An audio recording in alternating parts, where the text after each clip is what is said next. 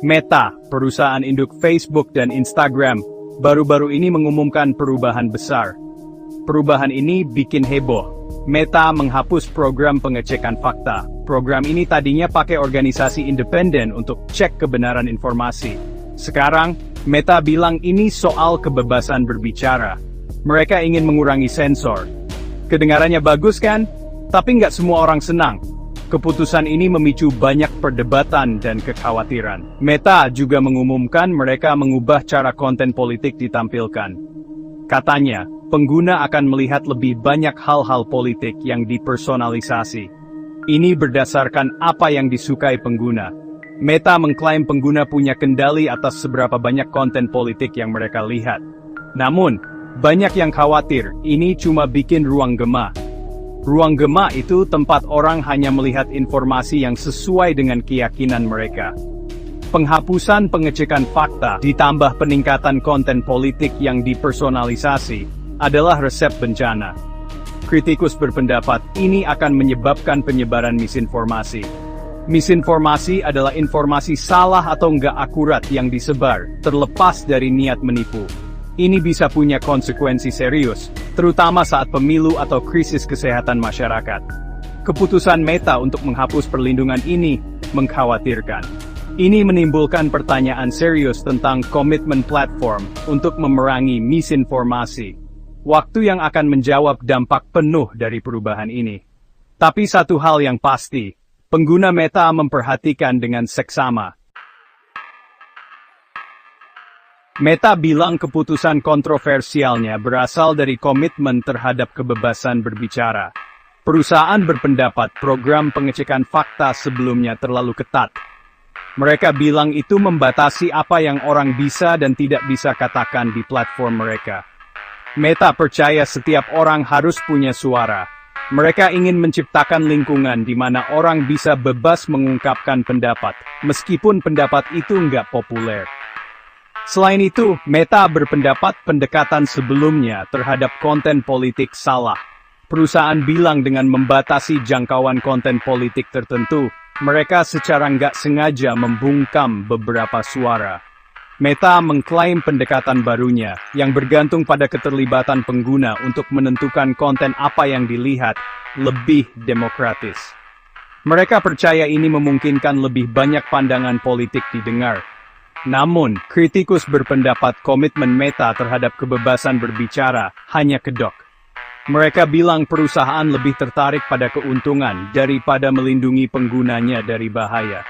Pengecekan fakta dan moderasi konten itu mahal, dan Meta ditekan investor untuk memotong biaya. Dengan menghapus perlindungan ini, Meta bisa menghemat uang dan meningkatkan keuntungan.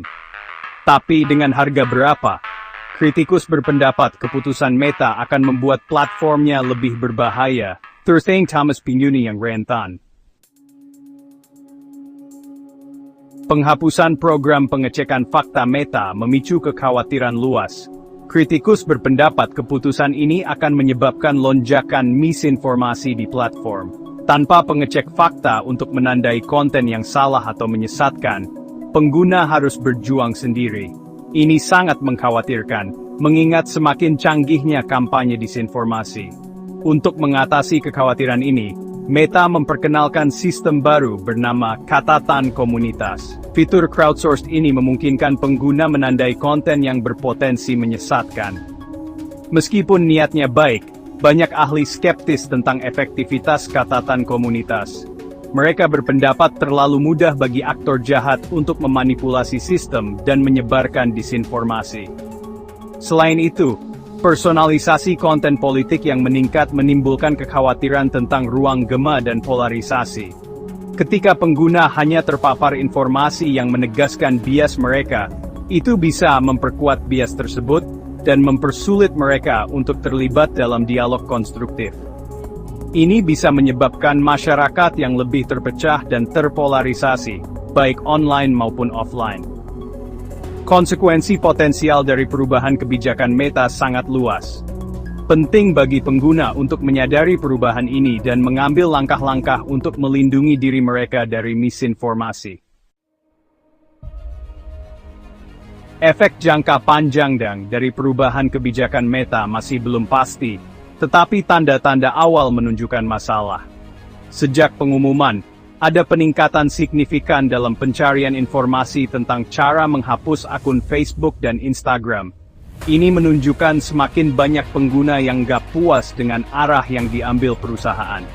Jika Meta terus memprioritaskan keuntungan daripada kesejahteraan penggunanya, ia berisiko mengasingkan sebagian besar basis penggunanya.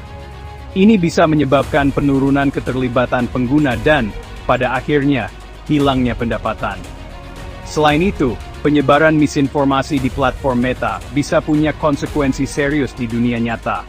Ini bisa merusak kepercayaan pada lembaga demokrasi, memperburuk perpecahan sosial, dan bahkan menyebabkan kekerasan.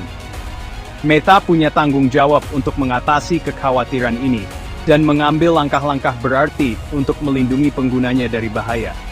Kegagalan untuk melakukannya bisa punya konsekuensi yang mengerikan bagi perusahaan dan bagi masyarakat secara keseluruhan.